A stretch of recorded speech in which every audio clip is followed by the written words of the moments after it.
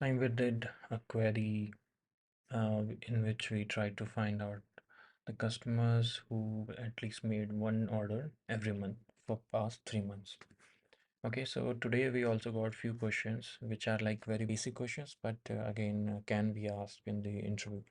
So we are going to attempt those questions. So I'm just going to comment this one,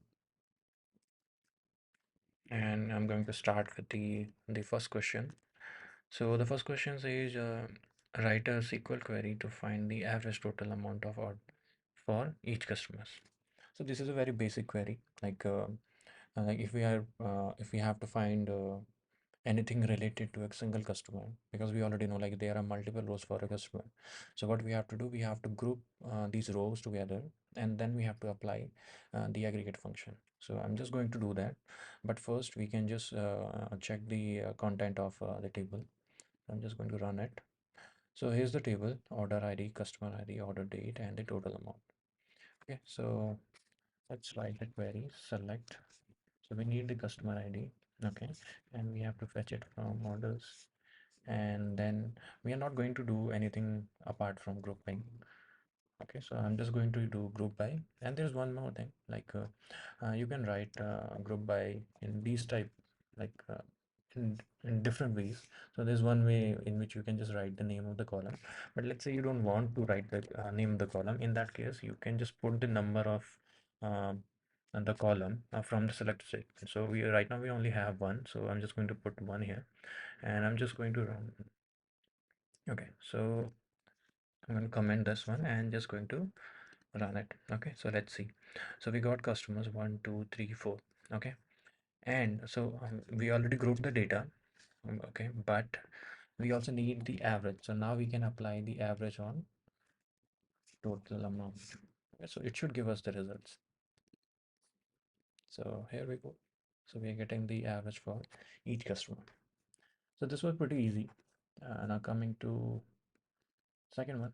So the second is SQL query to find top three customer who have made the highest total amount of orders.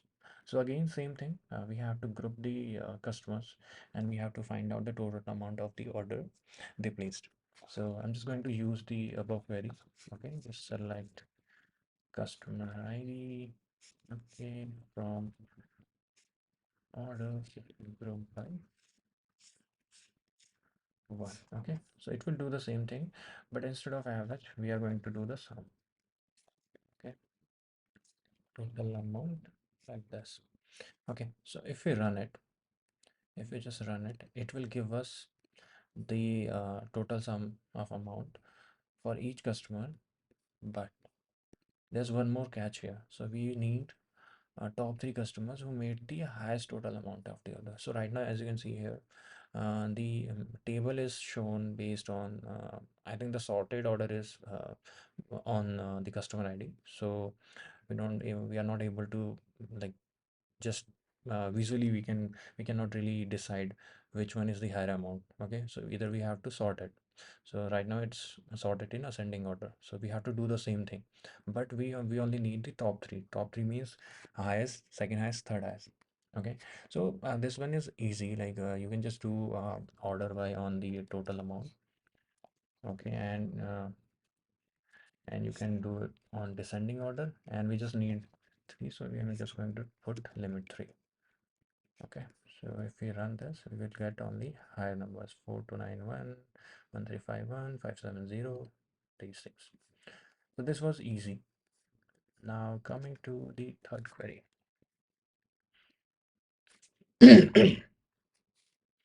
Now coming to the third query. So the third query is write a SQL to find the customer who have placed order with a total amount greater than the average total amount of all orders. Okay, so again same thing. We have to group the data, but there is one more catch here. Once we do the sum for all the total, we have to put a condition there which can filter out only those orders, let's say where the total amount of their orders is less than the selected average. Okay, amount greater than. Okay, okay, we need the greater than. So let's try this. So select customer ID. Okay, Sum total amount from orders 51. Okay, so we got the like if you run this, we will only get the total sum. Okay, so now what we have to, like, whenever we have the groups, we can use having clause, uh, which can give us some freedom to put some uh, constraint, we can say constraint, which will limit the data. Okay, so it will select only that data from the group which is having. So what we have to do, sum of total amount should be greater than the average total amount of all orders. So okay, so the second part is average total amount. So what we have to do, select average of total amount, like for all the customers. Like there's no specific group here. We just have to find the total average. So if we run this, select average total amount from orders. So it should give us some result. Let's run this. Okay. Okay. Sorry. I think I have to comment this out first, and then I can run it. Okay, so the average is coming as 244.411538. Okay, so what we can do, we can uncomment this, and we can say uh, sum of total amount greater than this thing. So because it's giving us a number and we only need that number. Okay, so we can use that. So I'm just going to put parenthesis here so that it doesn't throw any error, and it should give us the correct results now. Okay, so if we see here, we can see it gave us only customer who have the total amount, sum of total amount greater than the average orders, uh, total amount of average orders. No, sorry. So it gave us the result where customer had the sum of total amount greater than the average total amount of orders. Okay, now coming to the last question I got here. So this one is good one, and like this can be a tricky one, but seems like but also very simple.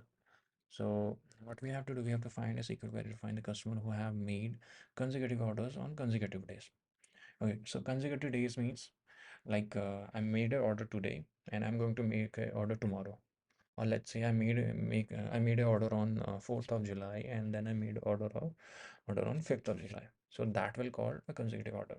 So basically the logic is, or the uh, yeah, so basically the logic you can say is we have to pick only those rows where the date difference for a customer for two different orders is only one, not more than, not less than that.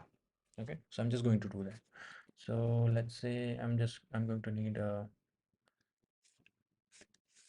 cus- customer ID. Okay, from orders. Okay, so one more thing here.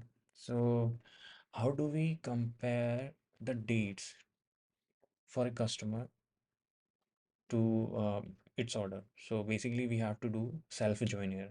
So we don't have any other tables. We just have to compare the data of customers. So we are just going to use the same table but two times. What it will do, it will pick one row from the left table. Okay, and then it will check the condition with whatever we are going to put here with the right table. Okay, so I'm just going to write it from orders. So let's say the first table is O1, and this will be O1 dot, okay, from, and we just need the join. Okay, join orders.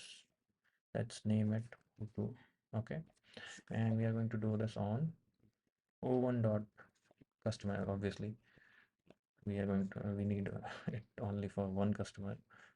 So I'm just going to do o2 dot customer ID. Okay, here's a trick. So here's the main part, like we have where we have to put the condition. So basically, there's a function which we can use, which is called date diff. So what it does, it gives you the difference between two different dates. So if I do date diff, okay, so we can do o2 dot order. Okay, so one more thing here. I'm just going to comment this first. Okay, I'm just going to run select all from order just to confirm the name of the column because I forgot the name. Okay, so the name is order date. Okay, so order date with o1 dot order date. Okay, and what should be the difference? It should be equals to 1, not more than that. Okay, so let's do a I check here first. So let's say if we filter the dates in ascending order, so here we can see some dates like this one 1343, but these are like for a different customer. Okay, so we don't need this, so let's filter this. No one.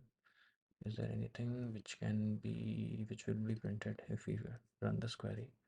13361121 2 3, but it's from different month. I don't think we have anything.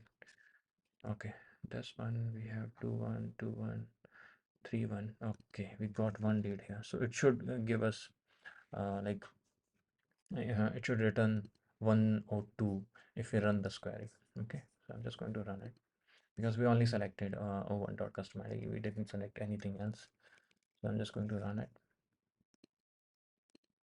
Okay, so what I did, it selected o1, the customer ID of o1, but also uh, it selected all the rows, like whichever row is like in order, in consecutive order. So but we only need the one customer ID. Okay, so what we can do here, we can just put distinct. This will limit it and it will return only unique customer ID. So I think that's all for today, but there are like more questions which are very, seems to be very basic, but can be asked in the interview, and sometimes it can be trickier to answer those questions. I already have the join a video on joins, which is like a pretty easy one, and it can help you understand how simple joins are. But yeah, you can give it a look, and thank you.